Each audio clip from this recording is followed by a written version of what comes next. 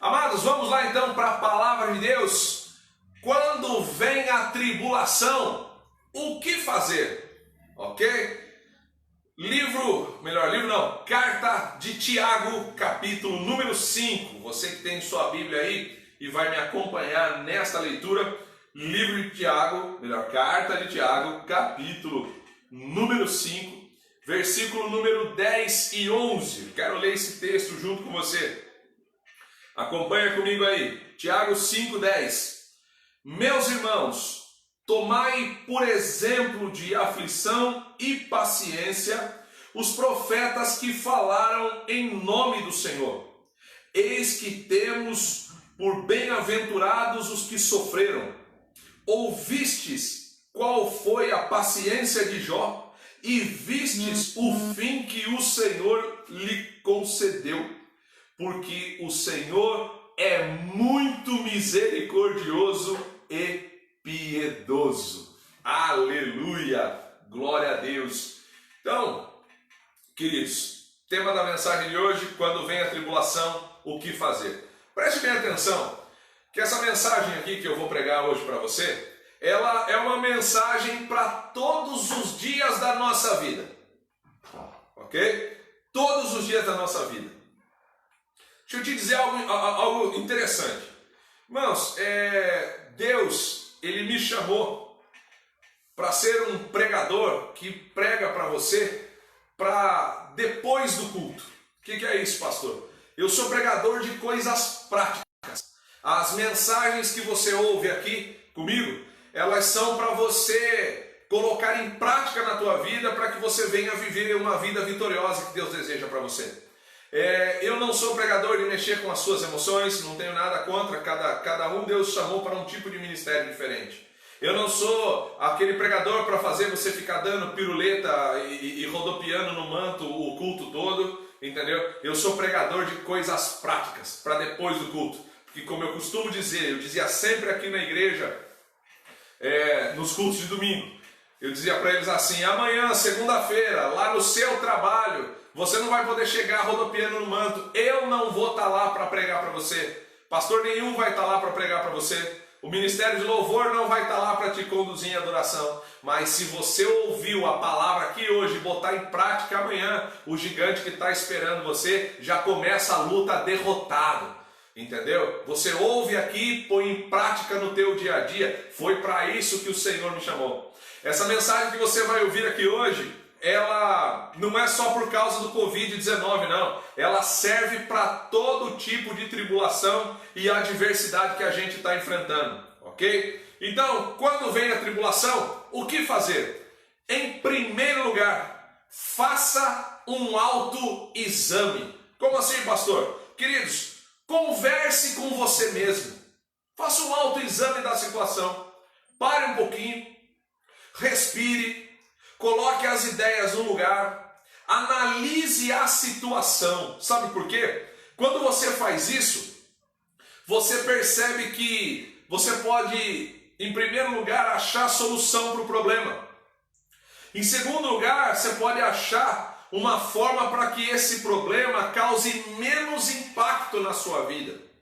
Em terceiro lugar, você pode se preparar para enfrentar esse problema. Quando você faz esse autoexame, quando você para tudo, quando você conversa consigo mesmo, talvez você possa chegar a algumas conclusões que eu vou falar aqui para você. Primeira conclusão que você pode chegar quando você faz esse autoexame, que o problema que você está passando, ele faz parte das leis da vida. Ok? Primeira conclusão que você pode chegar fazendo autoexame. Você quer um exemplo? O próprio coronavírus. A palavra de Deus diz em Eclesiastes, no capítulo 9, versículo 2: tudo acontece igualmente a todos. O mesmo acontece ao justo e ao ímpio, ao homem puro como ao impuro. Ou seja, Covid-19 está aí para todo mundo, meu filho. Entendeu? Essa aí não é aquela doença não que muitas vezes é a famosa doença preconceituosa que só pega uma classe da sociedade. Não, essa aí é doença de pobre. Não, meu filho. O negócio, a chapa esquentou lá na China, entendeu? E quem é que vai lá para a China? É pobre que vai para lá de bicicleta, entendeu? A pé, fazendo caminhada, descalço no chão? Não é não. É quem tem condição que foi para lá ou que se contaminou em algum aeroporto, enfim, isso tanto para o Brasil bem como para os demais países. Lá em Mateus 5,45, o texto diz assim: para que sejais filhos do Pai que está nos céus, porque faz com que o sol se levante sobre maus e bons, e a chuva desça sobre justos e injustos. Existem situações da vida, meus amados, que acontecem para todo mundo, independente da sua cor, independente da sua crença, independente da sua classe social, como eu falei, independente se você é alto ou baixo, da sua estatura, independente do teu peso, se você é gordo ou magro, tem problema que é lei da vida. O coronavírus está aí, é um exemplo. Está acontecendo para todo mundo. Em segundo lugar, quando você para fazer esse autoexame, você pode perceber que esse problema aconteceu, sabe por quê? Falta de sabedoria. Às vezes você agiu errado, você falou a coisa errada, às vezes você falou fora do tempo, às vezes você agiu fora do tempo e etc e tal. Em Tiago, no capítulo de número 1, versículos 5 e 6, a palavra de Deus diz assim: e se algum de vós tem falta de sabedoria, peça a Deus, que a todos dá liberalmente, e não lance em rosto, e ser-lhe-á dada. Peça, porém, com fé, não duvidando, porque a dúvida é semelhante à onda do mar, é levada pelos ventos e lançada de uma para outra parte. Deus está dizendo, pode pedir sabedoria e peça crendo que você vai receber a sabedoria, porque quem duvida, é levado como a onda do mar pelo vento, de uma para outra parte. Para você não ser levado de uma para outra parte da sua vida sem saber o que fazer, peça sabedoria para Deus. Em terceiro lugar, quando você faz esse autoexame, você pode chegar à conclusão de que alguns princípios foram quebrados na sua vida. Você quer um exemplo? Princípios, tanto princípios de vida, como também princípios espirituais. Mateus 26:41, vigiai e orai, para que não entreis em tentação. Na verdade, o espírito está pronto, mas a carne é fraca. Vigiar e orar é princípio, ok? Se você não leva a vida com Deus a sério, você está fatalmente fadado a sofrer ainda mais com os problemas dessa vida, que atingem todo mundo e podem acabar vindo com uma força maior contra você, porque você tem quebrado o princípio de orar e de vigiar, sabe? Queridos, como é que você tem se comportado nessa quarentena?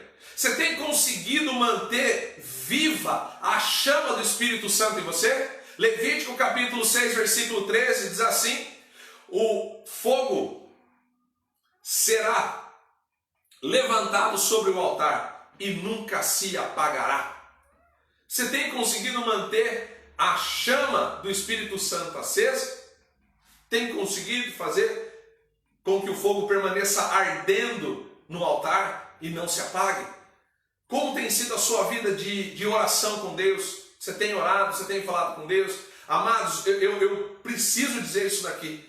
Não se acostume com isso aqui não. Não se acostume com live não. O seu lugar e o meu lugar não é dentro da nossa casa. Espiritualmente falando, o nosso lugar é dentro da igreja. É na casa de Deus, é onde a gente tem comunhão com o corpo de Cristo. E o corpo de Cristo nos espera assim que essa quarentena passar, assim que essa pandemia acabar. E eu sei que uma hora ela vai acabar. Como nós cantamos agora há pouco aqui, o nosso milagre vai chegar. Eu sei que Deus vai botar a mão misericordiosa dele no meio dessa situação. Tenha certeza de que Deus sabe aquilo que está fazendo. Isso aqui é ponto. Entendeu? Deus está no controle de tudo e está no controle de tudo, como eu já disse em outras mensagens, inclusive aqui nas lives. Não significa mexer no processo o tempo todo. Estar no controle significa interferir no processo quando lhe der vontade, quando achar que é necessário. Esse é o papel de Deus, meu filho. Está controlando tudo e quando ele achar que for preciso, quando ele achar que é necessário, ele vai intervir. Ok? Então, creia que Deus vai fazer o milagre. Mas não se acostume com isso aqui não, queridos. O nosso lugar é na igreja. O nosso lugar é na célula. Eu estou falando da IEQBH, é uma igreja de relacionamentos. Nós aprendemos a nos relacionar, a ter contato. Nós somos aquela igreja que abraça, que beija, que aperta a mão, que se confraterniza. A igreja que promove toda semana na sua célula um momento de comunhão. Nós comemos uns com os outros, bebemos uns com os outros. Nós não podemos perder isso. Nós temos que respeitar a situação e o momento agora. Entendeu? Ninguém aqui vai ser louco, ninguém aqui vai fazer nada escondido e muito menos sair por aí numa desobediência civil desacerbada e acelerada. Ok? Mas nós entendemos que nós não podemos nos acostumar com isso. Isso é muito sério. Isso é princípio de vida. Não quebre o princípio. Orar e vigiar são princípios. Então, se você não está orando, comece a orar. Se você tem orado, mas não tem vigiado as suas atitudes, comece a vigiar. Não quebre princípios. Pastor, estou tendo uma dificuldade na vida financeira. Você tem sido dizimista e ofertante? É princípio, meu filho. Malaquias 3,10, trazei todos os dízimos à casa do tesouro, para que haja mantimento em minha casa, diz o Senhor dos Exércitos, e fazei prova de mim, se eu não vos abrir a janela do céu, não derramar sobre vós uma bênção tal, da onde vos advém a maior abastança. Olha o princípio aí, o princípio é, trazei, e depois fazei prova, ok? Você só pode fazer prova se você trouxe teu dízimo e tua oferta na casa do tesouro, que é a igreja.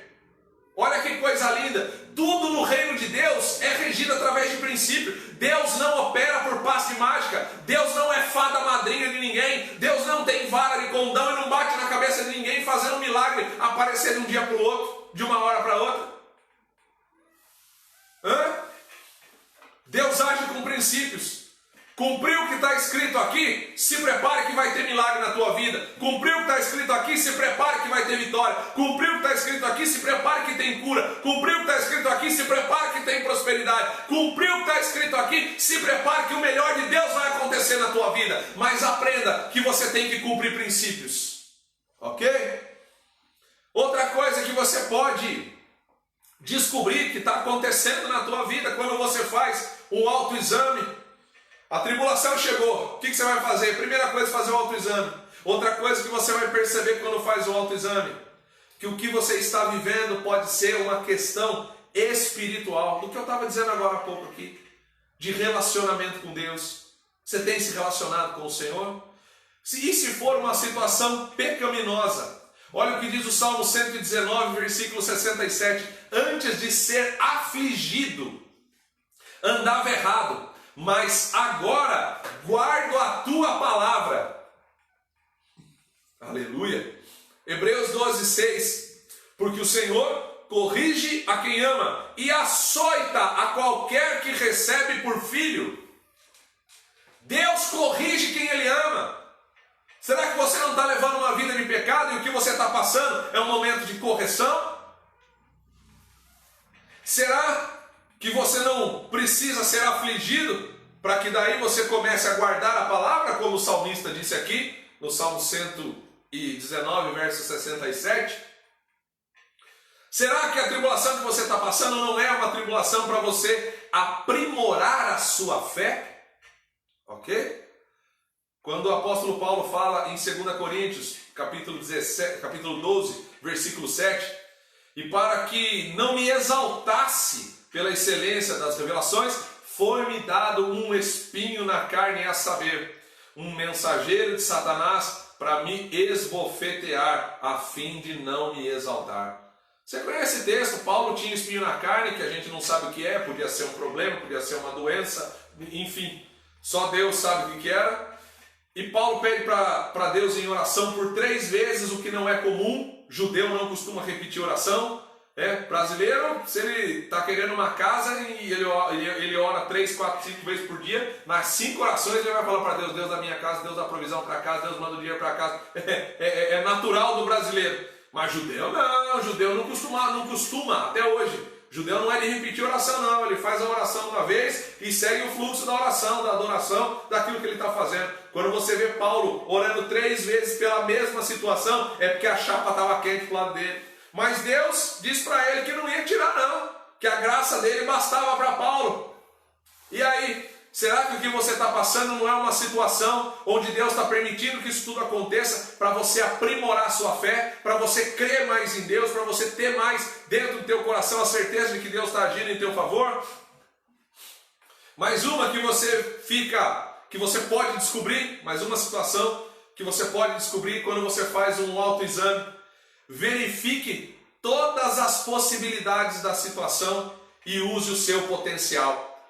Eu sempre digo aqui, em Marcos 5, a história da mulher do fluxo de sangue, aquela mulher doente, hemorrágica há 12 anos, e ela deixa a cama dela quando ela ouve falar que Jesus passaria por ali, vai por detrás da multidão, toca na orla de suas vestes. A orla é a barra, ou seja, aquela mulher, ela tocou lá embaixo na barra, porque acredito eu que ela já estava rastejando naquele momento, que não havia nem força mais para que ela permanecesse de pé.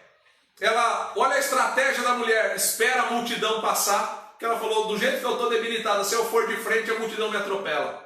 Espera o meio da multidão passar, porque o meio é o lugar onde está mais aglomerado. Ela falou: não tenho força para passar por ali, mas eu vou de trás da multidão. E chegando por detrás, já crendo eu nos seus últimos suspiros de força naquele momento, ela consegue tocar na barra da veste de Jesus e recebe a cura que ela tanto buscava. Falo sobre Gideão, Juízes, no capítulo 6. Camarada malhando trigo no lagar. Meu filho, lagar é lugar de pisar uva, é lugar de preparar o vinho. Você malhar trigo no lagar, dentro de um lagar, o trabalho é dobrado. E Gideão estava lá. Ou seja, se tem para você 2 pessoas aqui que viram a possibilidade, verificaram a possibilidade. Gideão, a terra estava sofrendo na época, com fome, os inimigos vindo para cima. Ele falou: não vou morrer de fome não, vou continuar trabalhando. Verificou a possibilidade dele e usou o potencial dele. Falou: aqui não é lugar de malhar trigo, mas eu só tenho esse lugar, então é aqui que eu vou fazer. Se é aqui que eu posso trabalhar, é aqui que eu vou produzir, mas eu não vou ficar parado, eu vou usar o meu potencial. Sabe? Filipenses 4,12: sei estar abatido e sei também ter em abundância.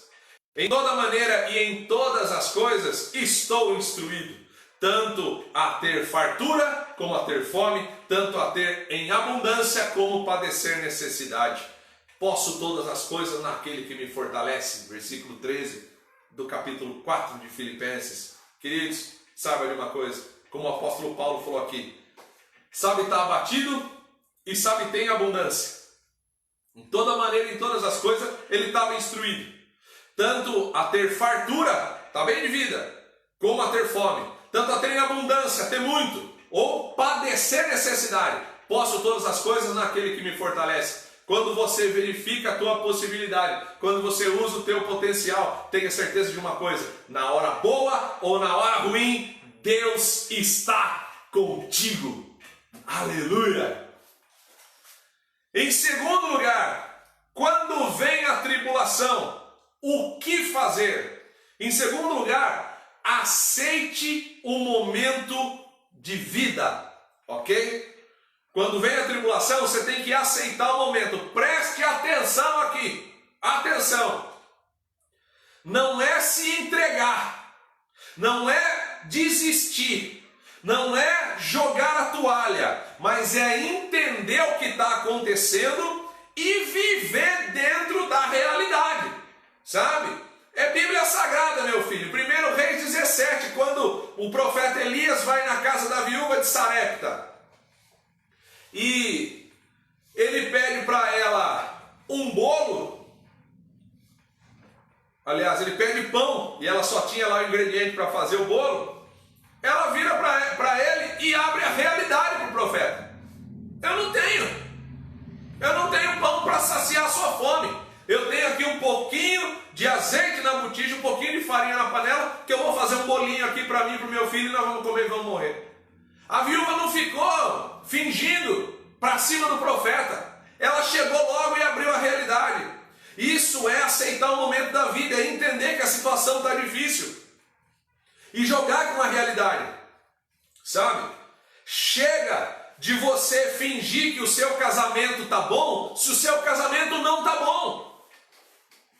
Vamos entender a realidade e vamos ter fé e trabalhar em cima para resolver o problema. Chega de fingir que você não tem problema financeiro e continuar gastando normalmente como se estivesse bem. Chega! Não faça para mostrar para os outros. Sabe? O ser humano erra muito quando faz esse tipo de coisa. Quando disfarça. Sabe? Quando quer mostrar uma coisa que ele não é. Chega, meus amados. Chega de fingir que não tem coronavírus por aí e sair fazendo loucura. Vivendo normalmente. Aceitar o momento de vida é entender e não se prostrar diante da situação. Em Jó, no capítulo 2, na altura do versículo 10, o texto diz que quando Jó está falando, naquele momento, ele está repreendendo a mulher dele. A mulher dele vai lá e diz para ele no verso 9, amaldiçoa teu Deus e morre. No verso 10 ele fala assim, mulher, você está falando como uma louca. Nós receberíamos o bem de Deus, receberíamos o mal? Jó vai lá e dá uma cacetada nela e fala, entenda a situação, aceite, é um momento ruim. E ninguém melhor do que Jó para falar com nós sobre fé, sobre paciência, sobre perseverança. O cara aceitou o momento que ele vivia, a dificuldade que ele vivia, mas ele nunca se prostrou, ele nunca deixou de crer que Deus poderia fazer o milagre. Tanto que ele diz lá no capítulo 22, versículo número 10, eu sei que o meu Redentor vive e em breve se levantará sobre a terra. Aleluia! Em terceiro lugar, queridos, quando vem a tribulação, o que fazer? Não transfira a responsabilidade. Não queira passar para o outro aquilo que é responsabilidade sua. Lá em 2 Samuel, no capítulo número 12, versículo 13, é o momento em que Natã chega para o rei Davi e bota para quebrar. Aí no verso 13, Davi vai lá e reconhece, vira para Natã e fala, pequei contra o Senhor. Davi reconhece. Davi não quis transferir a responsabilidade dele não. Olha, profeta Natã, eu pequei porque a Batseba estava lá tomando banho na fonte pelada, né? A culpa é dela. Não. Ele falou, errei, pequei contra o Senhor. Assumiu a responsa do erro. Amém. Lamentações capítulo 3, versículo 39, diz assim, de que se queixa o homem vivente? Queixa-se de cada um dos seus pecados. Ou seja, você vai dar conta só daquilo que você faz. São das tuas atitudes. Você não dá conta do teu vizinho, do teu marido, da tua esposa, dos teus filhos, dos teus pais, de ninguém. Você dá conta de você, do teu pecado, da tua falha, como eu dou conta do meu pecado e da minha falha. É com isso que nós temos que nos preocupar, sabe? E assumir a responsabilidade. Ok? Assumir a responsabilidade. Hoje em dia, assim, a pessoa se afasta de Deus. Ela deixa de vir na igreja, ela deixa de servir a Deus e ela fica arrumando bode expiatório. Sabe? Ela fica botando a culpa no outro. Essa é a igreja por causa do pastor, essa é a igreja por causa do irmão, essa é a igreja... meu filho! Quando é que você vai ser homem, vai ser mulher, de assumir a responsabilidade dos seus erros e das suas falhas? Sabe? Assuma! Errei porque fui um fraco, saí da igreja porque fui fraco, não suportei. Errei, saí da presença de Deus porque já não estava mais orando, já não estava mais jejuando. Sabe? Deixa eu até tomar um gole de água aqui para botar para quebrar nesse tópico aqui que nós vamos esticar um pouquinho.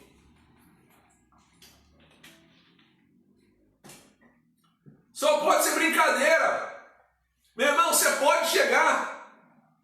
Eu não conheço, em todos esses anos aqui pastoreando, Eu não conheço história de um crente que se afastou da presença de Deus, estando ele vivendo uma vida de comunhão com Deus. Não. Não conheço história de um crente, de um cara que está firmado e acontece uma adversidade com ele dentro da própria igreja e ele se afasta e sai da presença do Senhor. Não conheço. Camarada se afasta porque já não está orando mais, já não está jejuando mais, já não está lendo Bíblia, não está tendo vida com Deus. Aí quando o problema vem, quando a tribulação vem, ele usa aquilo como desculpa, se afasta e ainda bota a culpa no outro. O outro pode até ter culpa, mas você tem que assumir a tua parcela no erro também. Sabe? Assumir os nossos erros são muitas vezes atos de grandeza. Eu tenho dito aqui, meu filho, a grandeza de um homem não está nos seus acertos. A grandeza de um homem está nele, quando esse homem reconhece os seus erros. Quando ele muda as rotas da sua vida com certos erros e prossegue. É aqui que está a grandeza de um homem, de um ser humano. Nós precisamos aprender a assumir as nossas responsabilidades. Você está achando que eu nunca tive motivo para sair da igreja? Desde que eu me converti, lá em 2003. Está achando que eu nunca tive motivo para sair apontando um e outro? Pastor fez isso, irmão fez aquilo. Acho que eu não tive. Mas eu sempre tive firmado em Deus. Eu fui membro de uma igreja só. E eu só saí da igreja que eu era membro para ser pastor. Eu saí de lá com um convite para assumir uma igreja. Eu nunca troquei de igreja. Não sei o que é isso, sabe? Aí eu vou sair daqui porque não gostei do irmão, porque o irmão fez isso aqui para mim e tal. Eu aprendi a assumir meus erros. Aprendi a suportar as diferenças. A resolver as situações. E isso Deus requer de mim e de você. Você quer vencer a tribulação? Quando ela vem, aprenda que você tem que assumir a responsabilidade da situação. Em quarto lugar, quando a tribulação vem, o que fazer? Tenha paciência. Aprenda a suportar. Romanos 5,3 diz assim: e não somente isso, mas também nos gloriamos nas tribulações, sabendo que a tribulação produz paciência. Olha que coisa linda. É na tribulação que a paciência é gerada. Agora escute isso aqui, 4 coisas que a paciência produz. Em primeiro lugar, a paciência evita a precipitação. Quando você é paciente, você não toma decisão precipitada. Por que Jó não amaldiçoou a Deus? Por que Jó não desistiu da fé? Porque ele não foi precipitado. Ele era paciente, ele era perseverante, ele sabia que no tempo certo o Redentor dele ia se manifestar. Ele sabia que no tempo certo o milagre dele ia chegar. Quem tem paciência evita a precipitação. Em segundo lugar, a paciência produz equilíbrio emocional, sabe? A ansiedade, ela te acelera. O desânimo, ele te paralisa. A paciência trabalha no equilíbrio do desânimo com a ansiedade. Porque um pouquinho de ansiedade não é mal. Um pouquinho de ansiedade te faz bem, te deixa ligado, te deixa focado para você correr atrás dos teus problemas, para resolvê-los e seguir na direção dos teus objetivos. Só que o excesso de ansiedade não é bom não. O excesso de ansiedade envenena os teus pensamentos e te traz grandes prejuízos ao teu organismo. Em terceiro lugar, a paciência nos livra do pecado. Jó, ele não pecou com a boca. A paciência te dá controle para você não murmurar. Sabe o que é murmuração? É a reclamação descabida contra Deus. E murmuração é pecado. A paciência produz para você o momento para você se livrar do pecado. E em quarto lugar, a paciência, você pode ter certeza absoluta que ela produz resultados maravilhosos, porque é gerada na tribulação. E a tribulação vai produzir em nós a paciência. E a paciência vai gerar em nós os bons resultados, porque nós vamos saber a hora certa de agir e o momento certo de agir, quando nós temos paciência. Em quinto lugar, quando vem a tribulação, o que fazer? Preste bem atenção nisso aqui. Se você focar na tribulação e se as suas emoções estiverem presas ali naquela tribulação, olha só o que vai acontecer. Em primeiro lugar, a dor aumenta. Como assim, pastor? Vou te dar aqui um exemplo. Você foi lá e machucou tua mão. Aí você está ali olhando para aquele machucado e ele está ali doendo, está ali latejando. Você está focado nele ali. De repente você vai trabalhar e quando você vai trabalhar parece que você esquece da dor, não é verdade? Por quê? Porque você ocupou a tua mente. Você está ali focado no trabalho. Você tirou o foco da dor. Você deslocou o seu olhar, está no trabalho. Mas aí você está no trabalho, um colega do trabalho passa do teu lado e fala: nossa, meu Deus, o que aconteceu na tua mão? Você pega: o quê?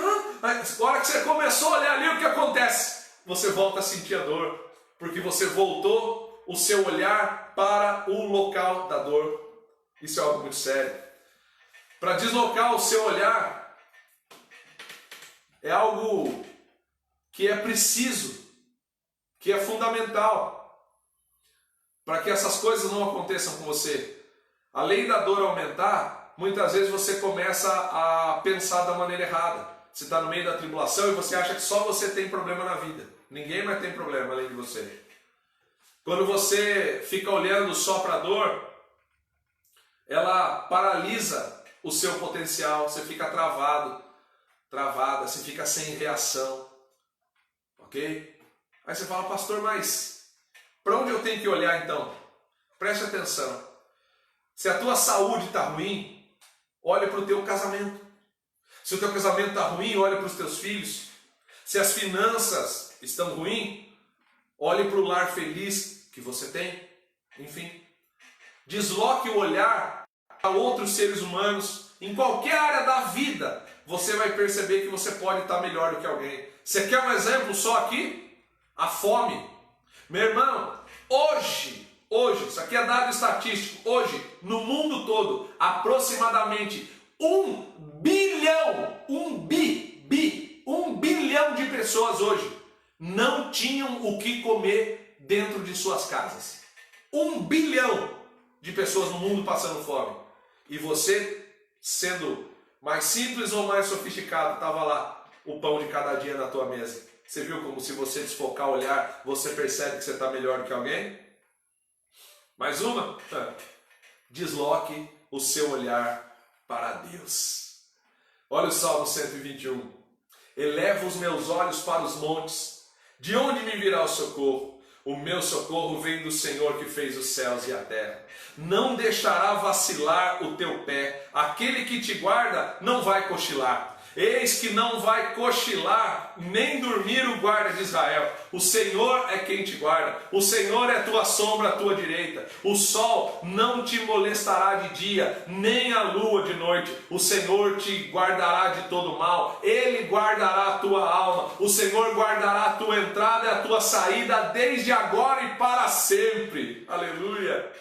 O Salmo 34, versículo 5, assim: olharam para ele e foram iluminados, e os seus rostos não ficaram confundidos. Quando você olha para Deus, quando você põe o teu foco em Deus, você será iluminado e não será confundido. Desloque o seu olhar para a eternidade. Em 2 Coríntios, no capítulo 4, versículo 17, o apóstolo Paulo diz assim: porque leve e momentânea tribulação produz para nós um peso eterno de glória muito excelente. 1 Coríntios 15, 19, se esperarmos em Cristo somente nesta vida, somos os mais miseráveis de todos os homens. Em penúltimo lugar, eu já vou encerrar minha mensagem. Quando a tribulação vem, o que fazer? Ações de graças. Efésios capítulo 5, versículo 20, dando sempre graças a Deus, ao nosso Pai em tudo, em nome do nosso Senhor Jesus Cristo. 1 Tessalonicenses 5,18, em tudo dai graças. Em último lugar, quando vem a tribulação, o que fazer? Em último lugar, aliás, antes de eu falar o último lugar, mais uma só para ação de graças. O Salmo 103, ele me chama a atenção de uma forma especial, porque o salmista está falando com a sua própria alma, e ele diz assim: bendize a minha alma ao Senhor, e tudo que há em mim, bendiga o teu santo nome. Bendize a minha alma ao Senhor, e não te esqueças de nenhum dos teus benefícios. Eu imagino o salmista, se ele pudesse, pegando a alma dele pelo colarinho e chacoalhando e dizendo: ó minha alma, não se esqueça o que Deus tem feito por nós. Isso é muito forte, isso é muito sério. Então pare de reclamar e louve, pare de reclamar e agradeça, dê graças a Deus em tudo, amém? Em último lugar agora, quando vem a tribulação, o que fazer? Creia em Deus. Lucas capítulo 1, versículo 37, porque para Deus nada é impossível. Jeremias 32, 17, ah Senhor Jeová, eis que tu fizestes os céus e a terra com teu grande poder e com teu braço estendido, e nada te é maravilhoso demais. Ou seja, para Deus nada surpreende ele pode tudo. Marcos 9, 23, se tu podes crer, tudo é possível ao que crê. Hebreus 11, versículo 6, sem fé é impossível agradar a Deus. A fé, queridos, ela tem que entrar em ação, porque a fé, ela aciona o céu a nosso favor. Não permita que a tribulação impeça você de viver o que Deus tem de melhor para a sua vida. Nunca se esqueça que Deus é poderoso para realizar coisas extraordinárias, mesmo no meio do caos e no meio da tribulação. Efésios capítulo 3, versículo 20. Ora, Deus é poderoso para fazer tudo, abundantemente mais, além do que pedimos ou pensamos. Tudo, abundantemente mais. Tudo, bênção completa, abundantemente, acima do que você espera, mais, além daquilo que você espera. Esse é o Deus que nós servimos. Deus tem algo de extraordinário para fazer na sua vida. Você crê?